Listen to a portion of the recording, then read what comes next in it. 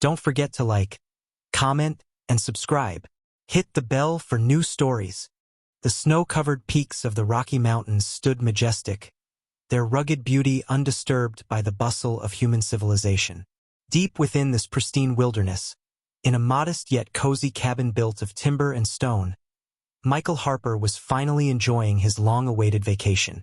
A seasoned geologist and avid outdoorsman, Michael had retreated to his secluded sanctuary for peace, solitude, and time to work on his latest research paper. The crackling fireplace filled the cabin with warmth as Michael sipped a mug of strong coffee. He glanced at the window, noting the snowstorm that had rolled in earlier, blanketing the forest in icy silence. The world outside seemed almost otherworldly, a perfect setting for his musings on planetary geology and its applications to space exploration. Then came the knock. Michael froze. Visitors were unheard of in these parts, especially during winter. He set down his mug and cautiously approached the door, grabbing a heavy flashlight, not for its light, but for its heft. When he opened the door, the cold air rushed in, accompanied by a figure he could scarcely believe. A woman, tall, slender, and eerily beautiful, stood before him. Her silvery skin shimmered faintly under the porch light, and her deep violet eyes glowed like distant stars. Her outfit, a form-fitting suit of strange material, seemed ill-equipped for the biting cold. "Help," she said, her voice melodic but strained.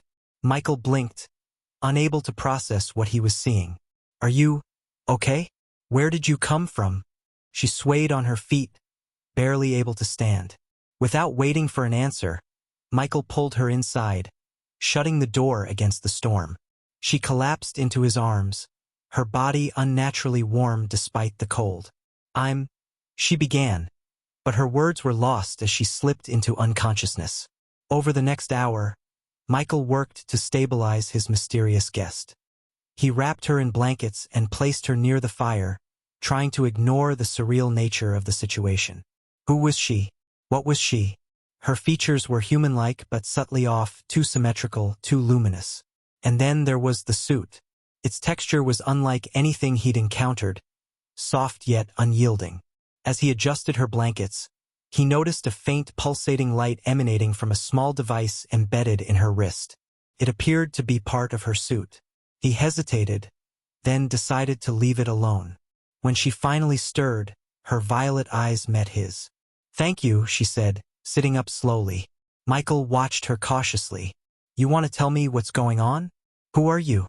She hesitated, as if choosing her words carefully. "My name is Lyriel." "Not from here." Michael raised an eyebrow. "Not from here as in this region?" Lyriel shook her head. "Not from this planet." He let out a nervous laugh. "Right. And I'm Neil Armstrong." Her gaze didn't waver. "I'm serious. I came here in search of solitude, but my transport malfunctioned. I ended up in your atmosphere and had to make an emergency landing. My suit protects me from the elements, but it's damaged. I wouldn't have survived the storm without your help." Michael stared at her, his mind racing. Could she be telling the truth? If she wasn't human, that would explain her appearance, and the strange device on her wrist. But the idea was too far-fetched. "Assuming I believe you," he said carefully, "where's your transport?" "Destroyed," she said, a shadow of regret crossing her face. "I activated its self-destruct to avoid detection. It's buried under the snow now." Michael rubbed his temples. "Great. So now I'm harboring an alien in my cabin. What's next?" Lyriel tilted her head, studying him. "You're remarkably calm for someone who's just learned they're not alone in the universe." "I'm still deciding if I'm dreaming," Michael muttered. The storm continued to rage outside, leaving Michael with little choice but to let Lyriel stay the night. As they talked, he found himself drawn to her. She was intelligent, articulate, and oddly vulnerable despite her otherworldly presence. She asked questions about Earth, its people, and its culture, listening intently to his answers. In turn, she shared fragments of her own story. She belonged to a race of explorers who traveled the stars in search of knowledge. Her mission had been personal, a journey of introspection away from the complexities of her society. But her arrival on Earth had not gone as planned. As the hours passed, Michael found himself less skeptical and more intrigued. Her knowledge of astrophysics and biology was far beyond anything he'd encountered, lending weight to her claims. And yet, there was something she wasn't telling him, something she was holding back. When he pressed her about it, she hesitated. It's complicated. There's a reason I chose this planet and this time of year. But you don't need to worry about that. I'll leave as soon as the storm clears. Michael frowned. You're not telling me everything, are you? Before Lyriel could answer, a low, resonant hum filled the cabin. The light on her wrist device began to pulse faster, casting eerie shadows on the walls. What's happening? Michael asked, his voice rising. Lyriel's expression darkened. It's begun. The hum from Lyriel's wrist device grew louder, its pulsating light casting strange, rhythmic patterns across the cabin walls. Michael's unease deepened as he watched her, now sitting upright and alert, her violet eyes glowing faintly in the dim light. What do you mean, it's begun? Michael demanded, his voice tense. Lyriel exhaled slowly, as if weighing her response. The device on my wrist is a biomonitor and a beacon. The storm outside interfered with its signal earlier, but now it's stabilizing. Stabilizing for what? For them to find me, she replied, her tone layered with both relief and apprehension. Them? Who's them? Michael felt his pulse quicken. My people, Lyriel said, standing now, her form tall and poised. Or possibly others. When I activated the beacon, I had no way of knowing who might intercept it. Michael swallowed hard. Let me get this straight. You've just turned my cabin into a cosmic lighthouse? And you don't know who's coming to visit? Lyriel turned to face him, her gaze steady. It's not that simple. The beacon sends a signal encoded to resonate only with certain frequencies. Frequencies my people use. But, she hesitated, her glowing eyes narrowing. We're not the only ones capable of detecting it. Michael groaned, running a hand through his hair. Fantastic. So, not only do I have an alien guest, but we might also have uninvited company? You could have mentioned this earlier. I didn't expect the storm to delay the signal for so long, Lyriel said, her voice soft but firm. And I didn't plan to involve anyone else in this. You saved my life. I didn't want to put you in danger. Michael let out a hollow laugh. Too late for that now. The storm outside showed no signs of letting up. The wind howled, rattling the windows as snow piled higher against the cabin's walls. Despite the warmth inside, a chill crept up Michael's spine. So what do we do? He asked, pacing near the fireplace. Just sit here and wait for who knows what to show up? Lyriel stepped closer, her movements fluid and deliberate. I'll protect you if it comes to that. But first, we need to ensure this place is defensible. Michael raised an eyebrow. Defensible? You're serious? Her expression didn't waver. I may look unarmed, but I'm not defenseless. Still, your knowledge of this terrain could be invaluable. Are there any natural barriers nearby? Caves? Cliffs? Michael rubbed his chin, thinking. There's a ridge a mile north of here. Steep drop on one side, thick forest on the other. Good vantage point, but it's a rough hike in this weather. Lyriel nodded. We might need it as a fallback. For now, let's focus on securing this cabin. They worked quickly. Michael gathered supplies, tools, a hunting rifle, and spare batteries for his flashlight, while Lyriel examined the cabin structure. She moved with precision, her fingers tracing the walls and windows as if sensing weaknesses. This material, she said, gesturing to the timber walls, is surprisingly resilient. It won't stop advanced weaponry, but it should withstand minor impacts. Great, Michael muttered. I'll be sure to mention that in my obituary. Lyriel shot him a look. Sarcasm won't help us survive. Neither will blind optimism, he retorted, though his tone softened. Despite his frustration, he couldn't deny her focus was impressive and unsettling. As they fortified the cabin, Michael noticed her demeanor shift. She seemed more tense, her usual calm giving way to a barely concealed urgency. Lyriel, he said, pausing as he secured a window shutter. You're still not telling me everything, are you? She hesitated, her hands stilling over her wrist device. There's another reason I activated the beacon. Michael crossed his arms. I'm listening, she sighed, her gaze dropping to the floor. It's mating season for my kind. Michael blinked, unsure he'd heard her correctly. Mating season? What does that have to do with anything? Lyriel's cheeks flushed a faint lavender, an alien approximation of embarrassment.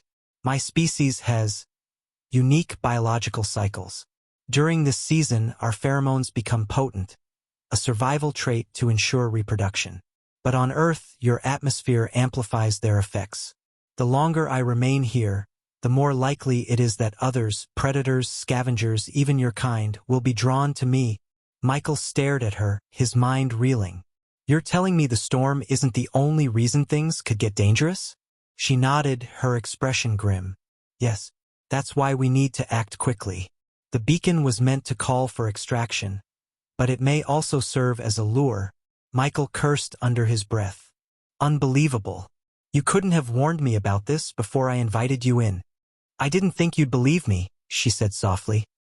He opened his mouth to argue but stopped when the hum from her wrist device changed pitch, its light flickering erratically. What now? He asked, his voice tight. Lyriel's eyes narrowed, her hand instinctively moving to her device. Something, or someone, is approaching. Michael grabbed his rifle, his pulse pounding. How close? Before she could answer, the cabin trembled. A deep, resonant sound echoed through the forest, like the cry of some colossal beast. Lyriel's expression hardened. Too close.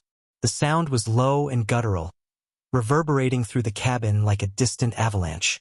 Michael froze, his knuckles white around the stock of his rifle. He glanced at Lyriel, whose violet eyes were locked on the door, her face a mask of focus and tension. What was that? He whispered, though he doubted she'd have an answer he wanted to hear. Lyriel didn't look at him. Not one of my people, she said, her voice flat. That sound doesn't belong to us. Michael felt the weight of her words settle like a lead weight in his stomach. He swallowed hard. Then who, or what, does it belong to? She tilted her head, listening intently. I don't know, but it felt primal. Something native to this planet may have responded to the beacon. Michael's mind raced.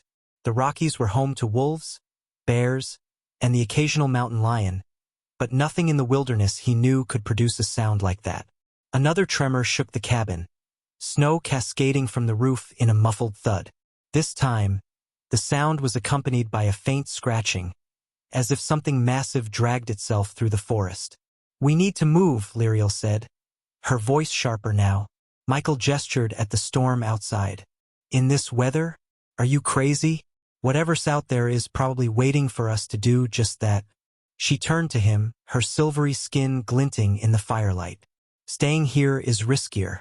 This structure isn't designed to withstand prolonged attacks. And if my pheromones have attracted a native predator, it will only grow more aggressive. Michael cursed under his breath, but he knew she was right. Fine. The ridge I mentioned earlier, if we can make it there, we'll have a defensible position. But it's a mile of deep snow uphill. Lyriel gave him a small, almost imperceptible nod. Lead the way. I'll follow. The wind hit them like a wall as soon as they stepped outside. Snow whipped through the air, blinding and relentless. Michael pulled his hood tighter around his face, his rifle slung across his back. Lyriel, wearing only her strange, form-fitting suit, moved with surprising ease despite the storm. Her otherworldly grace stood in stark contrast to Michael's clumsy trudging through the drifts. Keep close, Michael shouted over the wind, glancing back at her. She nodded, her glowing eyes cutting through the darkness like twin beacons. They pressed on, the ridge looming somewhere ahead, obscured by the swirling snow. Every step was a struggle, the cold biting through Michael's layers and into his bones. But what truly unnerved him was the silence behind them. The strange sound from earlier had stopped. Why did it go quiet? He asked, his voice barely audible over the storm. Lyriel slowed, her eyes scanning the trees. It's hunting us. Michael tightened his grip on the rifle, his breath fogging in the frigid air. Fantastic. Any bright ideas? Keep moving, she said simply. Predators like this often rely on ambush tactics. If we reach the ridge, we'll have the advantage. Her calm, clinical assessment did little to ease Michael's nerves, but he pushed forward, his boots crunching in the snow. They were halfway to the ridge when the attack came. It began with a low growl, so deep it seemed to vibrate in Michael's chest. He spun, raising his rifle, but the snow and darkness made it impossible to see. Lyriel. Before he could finish, a massive shape lunged from the treeline. It was unlike anything Michael had ever seen. A hulking quadrupedal creature with mottled gray fur and eyes that glowed an unnatural yellow. Its jaws were filled with jagged teeth, and its claws carved deep gouges into the snow as it charged. Michael fired instinctively. The shot rang out, echoing through the forest. The creature flinched but didn't stop, its movements unnervingly fast for its size. Lyriel reacted next. With a fluid motion, she raised her arm, and a pulse of shimmering energy shot from the device on her wrist. The blast struck the creature square in the chest, sending it sprawling into the snow. Michael stared, his jaw slack. What the hell was that? No time, Lyriel said, grabbing his arm. It's not dead. Run. They sprinted through the snow, adrenaline pushing them forward. Behind them, the creature let out a bone-chilling roar, and Michael heard the crunch of its massive limbs as it gave chase. The ridge came into view at last, a jagged outcropping of rock rising above the forest. Michael scrambled up the incline, Lyriel close behind. Up here, he shouted, pointing to a narrow ledge that offered a clear view of the slope below. They reached the ledge just as the creature emerged from the trees. It stopped at the base of the ridge, its yellow eyes fixed on them. Is it going to climb? Michael asked, panting. Unlikely, Lyriel said. Its build isn't suited for vertical terrain. Michael exhaled, his breath visible in the freezing air. Small favors, but as he watched, the creature did something unexpected. It reared back, letting out another guttural roar. The sound echoed through the forest, and in the distance, Michael heard more growls answering the call. Oh, come on, he muttered, his stomach sinking. They're converging, Lyriel said grimly. Michael looked at her, panic creeping into his voice. You said your beacon only reached your people. I said it was encoded, she corrected. I didn't say it was exclusive. Below, the creature began circling, its glowing eyes never leaving them. The growls in the distance grew louder, closer. Michael stared at Lyriel, her faint smile doing little to calm his nerves. Below, the hulking creature continued its slow circle, its glowing yellow eyes fixed on them like twin searchlights. The distant growls of more predators echoed through the storm, each one a promise that their situation was about to get worse. What's this plan of yours? Michael asked, his voice edged with desperation. Lyriel glanced at her wrist device, its pulsating light reflecting off the snow. The beacon's signal can be amplified. If I overload it, the energy release will create a shockwave. It should disorient the predators long enough for us to escape, or force them to retreat entirely. Michael raised an eyebrow. Should? You don't sound very confident. She met his gaze, her expression unreadable. Because it's not without risk. The shockwave will draw even more attention, and there's a chance it could destabilize the surrounding terrain. A rock slide is possible. Michael let out a dry laugh. Great. So either we get eaten or buried alive. Terrific options. I don't see you coming up with alternatives, Lyriel countered, her tone sharper than usual. He sighed, running a hand through his hair. Fine. Let's say your plan works. What's our next move after that? We can't stay on this ridge forever. Lyriel's glowing eyes flicked toward the storm. We'll use the distraction to get back to your cabin. The beacon's final burst will also transmit a stronger signal to my people. If they're close enough to receive it, they'll come for me. Michael hesitated. Every instinct told him this was a gamble, one that could easily backfire. But as he glanced at the snarling creature below and heard the growing chorus of predators, he realized they didn't have much of a choice. Do it, he said. Lyriel knelt on the ledge, her wrist device glowing brighter as she manipulated its controls. Michael watched her work, his grip on the rifle tightening with each passing second. The creature below let out another roar, its powerful limbs flexing as it began clawing at the slope, trying to climb. Its claws scraped against the rock, sending loose stones tumbling down the ridge. Lyriel? Michael said, pointing. I see it, she replied, her voice calm despite the tension. Almost ready, the device emitted a sharp, high-pitched whine, its light growing blindingly bright. Lyriel's brow furrowed in concentration as she adjusted the final settings. Hold on to something, she said. Before Michael could react, the device emitted a deafening pulse of energy. A shockwave rippled outward, the snow and air around them shimmering as if reality itself had bent for a moment. The effect on the creature was immediate. It reared back with a guttural snarl, its glowing eyes flickering like dying embers. Staggering, it collapsed onto its side, struggling to regain its footing. Further away, the answering growls abruptly ceased. For a brief, eerie moment, the forest was silent, the predators stunned by the sudden burst of energy. Michael barely had time to breathe a sigh of relief before the ground beneath them trembled. Lyriel?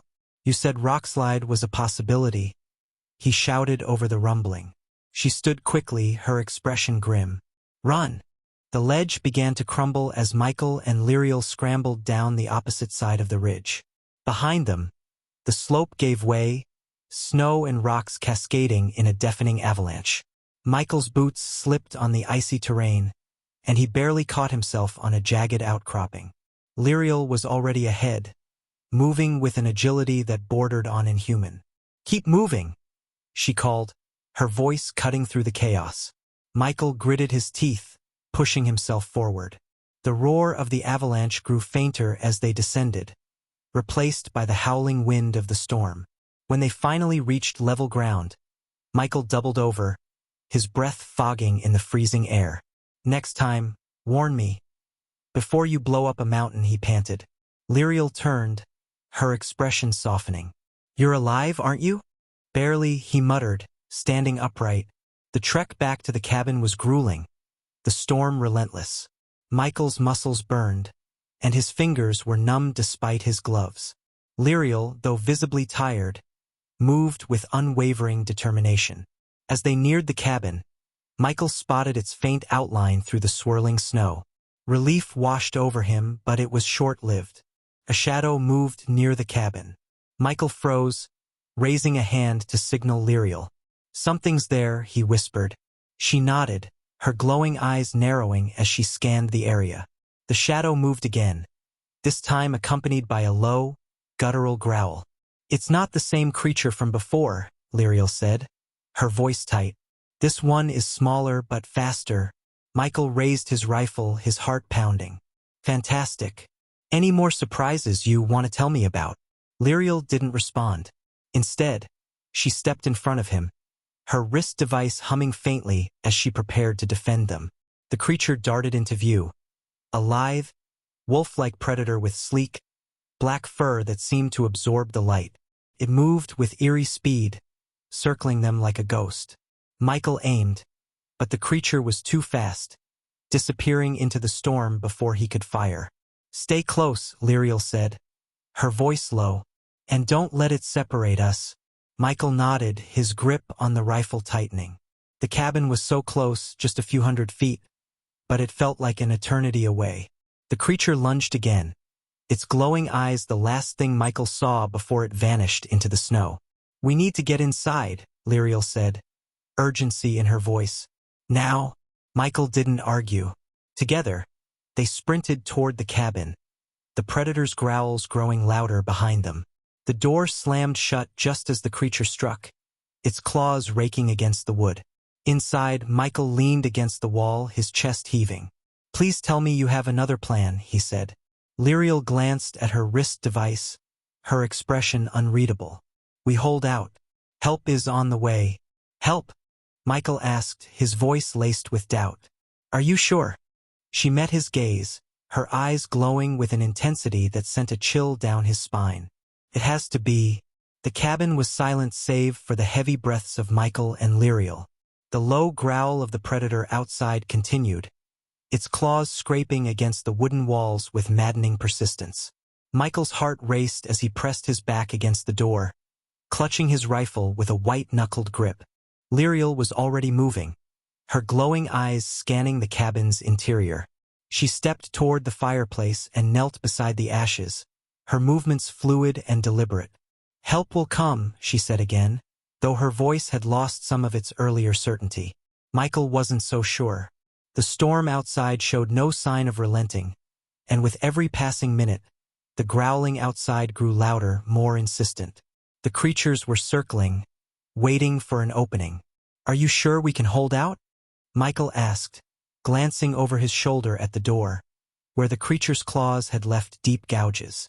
The scent of wet fur and something else, something acrid, filled the air, and Michael's stomach churned.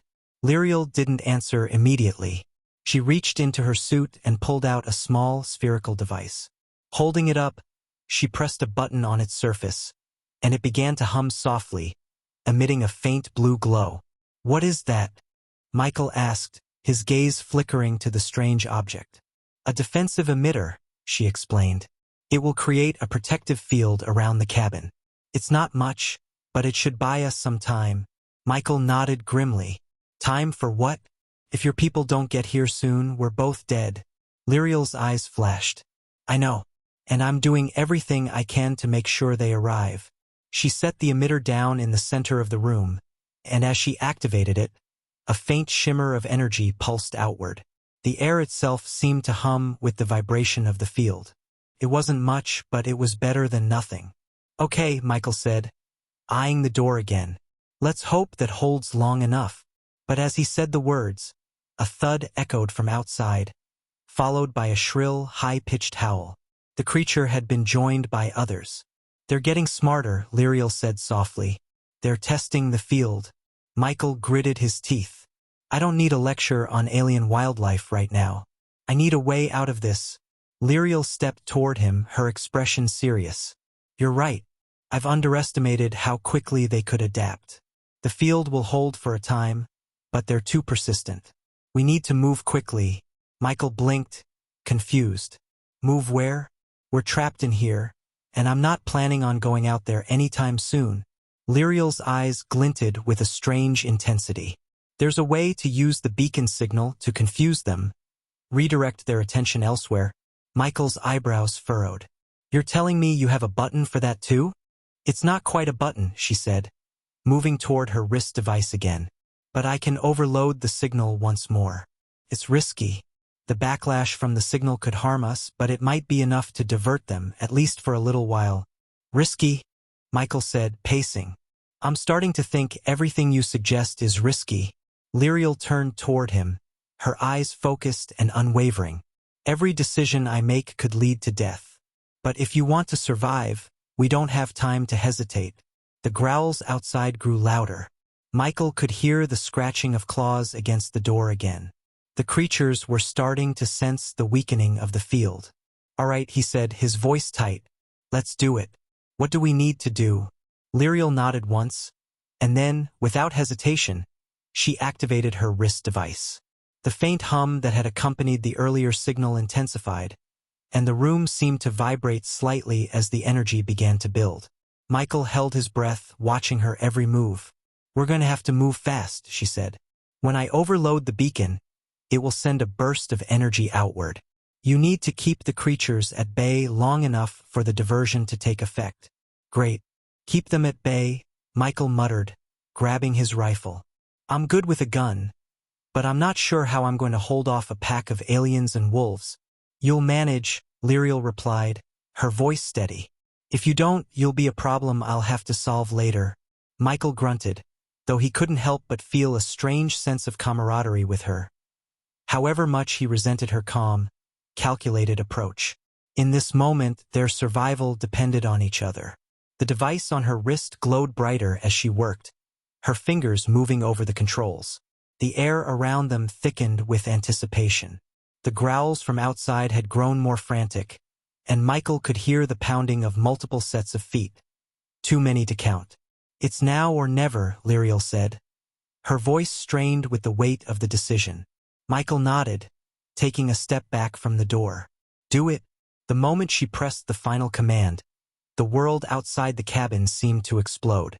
The cabin shuddered, and a brilliant pulse of energy shot outward, illuminating the storm-filled night in a blinding arc of light.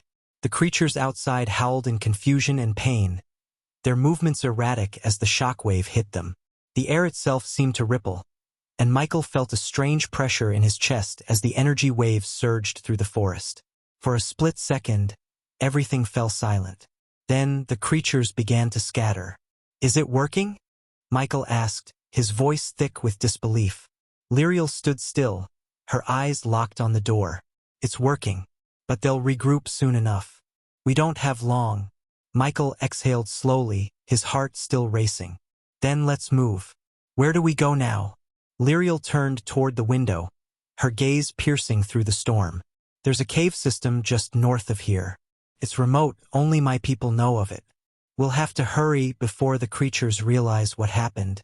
Lead the way, Michael said. He couldn't help but feel a flicker of hope. It was a small chance, but it was still a chance. And in a world full of monsters, both human and alien, he was beginning to realize that hope was the one thing worth fighting for. The storm outside continued its relentless assault on the cabin, but for a brief moment, the atmosphere inside felt still. The pulse of energy from Lyriel's device had left the predators disoriented, at least for now. The creatures that had been circling the cabin had scattered, their growls fading into the distance. Michael, still gripping his rifle, breathed a sigh of cautious relief. Let's move, Lyriel said, her voice sharp with urgency. Her glowing eyes reflected the tension that still simmered in the air. Without a word, Michael followed her to the door. He glanced out through the small window by the entrance. The storm had thickened again, the visibility all but gone. The ground was buried beneath an endless sheet of snow. His eyes scanned the swirling whiteness, and despite the recent victory, a growing sense of unease settled in. Do you really think they've given up? Michael asked, pulling the door open slowly. The wind howled, cutting through his clothes like icy needles. They've been thrown off course, Lyriel answered, already stepping into the storm. But they'll track us again. It's only a matter of time. We need to move fast. Michael nodded, stepping into the biting cold behind her.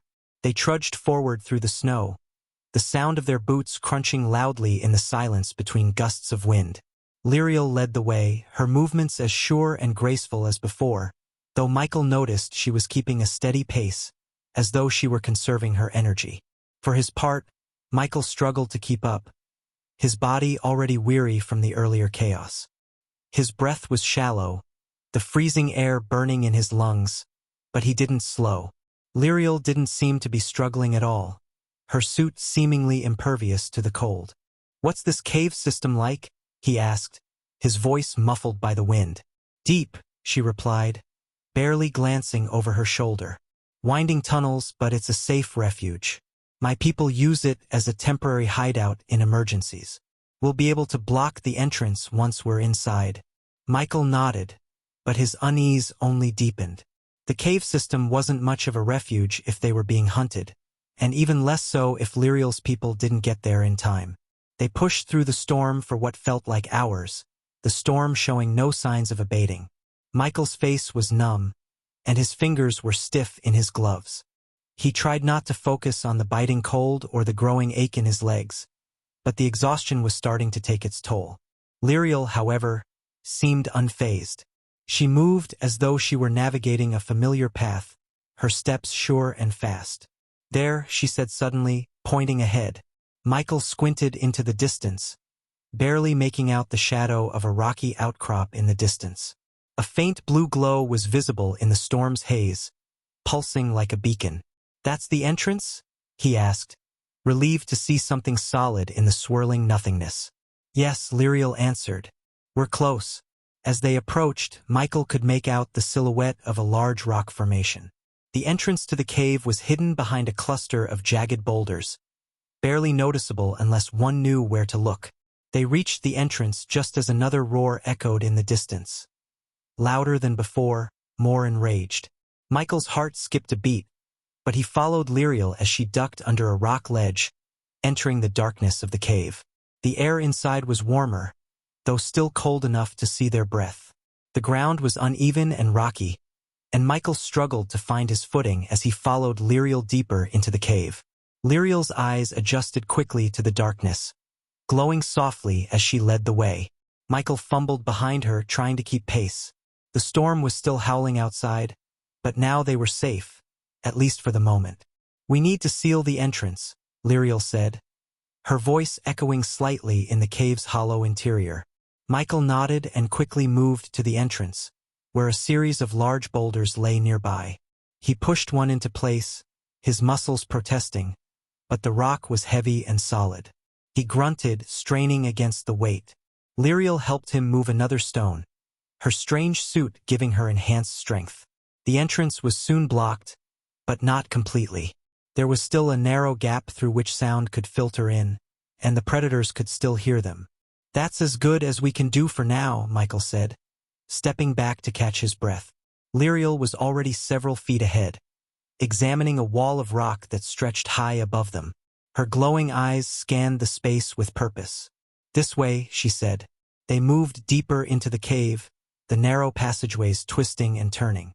Michael kept his hand on his rifle, wary of any unexpected threats, but there was nothing. The only sounds were the distant echoes of their footsteps and the ever-present howling of the storm outside. After a while, the passage opened up into a larger cavern, its ceiling high and vaulted.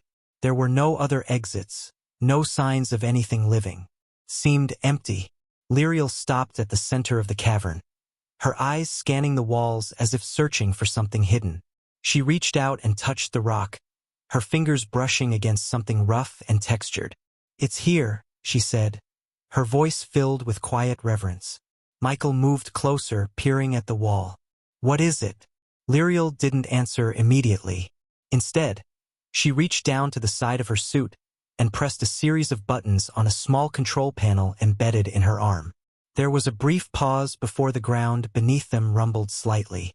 A section of the cavern floor began to shift, revealing a hidden staircase descending into a lower level of the cave. The stone staircase was well worn, evidence of repeated use over the years. "We're going down there?" Michael asked, his tone uncertain. Lyriel nodded. "It's the safest place. We need to wait for the signal." Michael hesitated for a moment, his mind flashing back to the distant growls and the creatures lurking outside. But there was nothing else to do. They descended into the darkness together, the faint blue light from Lyriel's suit casting eerie shadows along the stone walls. As they moved deeper into the cave, Michael couldn't help but wonder how much longer they could keep running. How long before the predators found them again? How long before Lyriel's people arrived? It wasn't long before they reached the bottom of the staircase. The air was cooler down here, and Michael felt the weight of the silence pressing in on him. Lyriel paused, her eyes focused on the far wall. She touched another hidden panel, and a low hum filled the space. Slowly, a door began to open, revealing another hidden chamber beyond. "This is where we'll wait," Lyriel said. "It's secure. We'll have time to rest." Michael followed her inside, but the unease gnawing at him wouldn't go away. He glanced back toward the entrance to the cave, still half expecting the growls to return.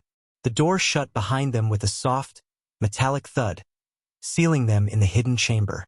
The room was dim, but a soft, blue light emanated from various consoles and panels along the walls.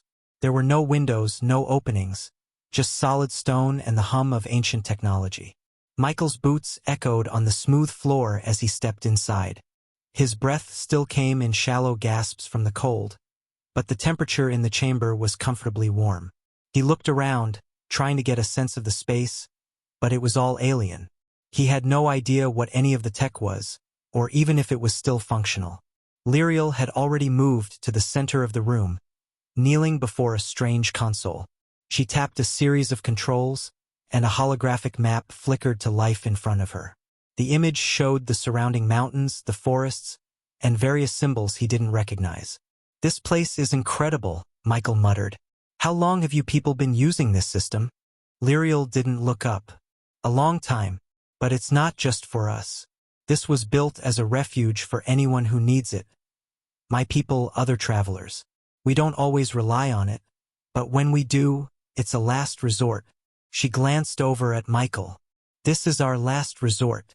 A shiver ran down Michael's spine. The weight of her words settled over him, a reminder of how precarious their situation was. He wanted to ask her more, to understand what was going on, but there was no time. They were both running out of options. The howling wind outside was muffled by the thick stone walls, but Michael could still hear the distant growls of the creatures. The predators weren't giving up. He felt the hairs on the back of his neck stand on end. You think we're safe in here? He asked, his voice tight with concern. For now, Lyriel said. Her voice clipped. But the creatures are persistent. They'll track us. It's only a matter of time before they find their way inside. Michael clenched his fists, anger and frustration bubbling up. He was sick of being on the run, sick of not knowing what was coming next. They had been through so much already, and yet here they were, trapped again. I can't just sit here, he said. There has to be something we can do. Lyriel glanced up at him, her glowing eyes unwavering. We wait. We survive. I'm sending the signal to my people. They'll come. I'm not waiting anymore, Michael snapped. You said they'd be here. How much longer? Lyriel's expression softened for a brief moment. I don't know, but I won't let you face this alone. I promise we'll get out of this. Michael looked at her, his frustration giving way to a reluctant sense of camaraderie. She was right. They were in this together. But the question that lingered in his mind was one he couldn't ignore. How long could they survive on promises alone? Suddenly, the hum of the chamber systems shifted, and Lyriel's head snapped toward the console. The map flickered and then zoomed in on a red blinking dot. They're close, she said, her voice low, almost to herself. Too close. Michael's heart skipped a beat. What do you mean, too close? Lyriel's eyes met his, and the gravity in her gaze was undeniable. It's them, the pack of predators. They've already entered the cave system. The blood drained from Michael's face. How? They should be distracted. They've adapted, Lyriel said, her voice growing urgent. They're using their heightened senses. The shockwave didn't have the effect I anticipated. It was only temporary. Before Michael could respond, the ground beneath them rumbled with a deep, resonant growl. The walls vibrated, sending a tremor through the chamber. Michael's heart raced as he looked toward the entrance. They're here, Lyriel said, her expression grim. They've found us. In an instant, Lyriel was on her feet, her wrist device whirring to life. The faint blue glow of her suit brightened as she activated a defensive shield around them. What do we do now? Michael demanded, his pulse hammering in his throat. Lyriel moved toward one of the walls, where a series of metallic doors lined the cavern. There's a fallback route, she said quickly. It leads deeper into the cave system, into the lower levels. We can't stay here. As if on cue, a deafening roar filled the air, followed by the sound of claws scraping against stone. The predators had arrived. Lyriel's hand flew over the controls, and a door slid open with a mechanical hiss. Move, she ordered. They ran, the distant growls echoing louder behind them. The cavern's narrow passageways twisted and turned, and Michael struggled to keep up with Lyriel's lead. The light from her suit was the only thing guiding him as they pushed deeper into the labyrinthine tunnels. The ground trembled again, and the echo of the creature's howls grew closer. Where are we going? Michael gasped, panting as he followed her through the maze-like network of caves. There's a subterranean chamber, Lyriel explained quickly, her voice breathless but steady. It's where we'll make our final stand. My people can't afford to get too close to this location. It's a stronghold, but we'll have to hold it ourselves for a while. Michael felt a knot form in his stomach. You're saying we have to fight them off? Only for a while, she replied, her face set with determination. They'll be distracted once we activate the secondary beacon. But we need time. Another roar vibrated through the walls. Michael's hands were shaking as he gripped his rifle tighter, but his thoughts were clear. He wasn't going to let them die down here, not after everything they had fought through. Time, Michael muttered, is something we don't have. Lyriel didn't respond. Her pace never slowed, and Michael, despite his growing dread, kept following her.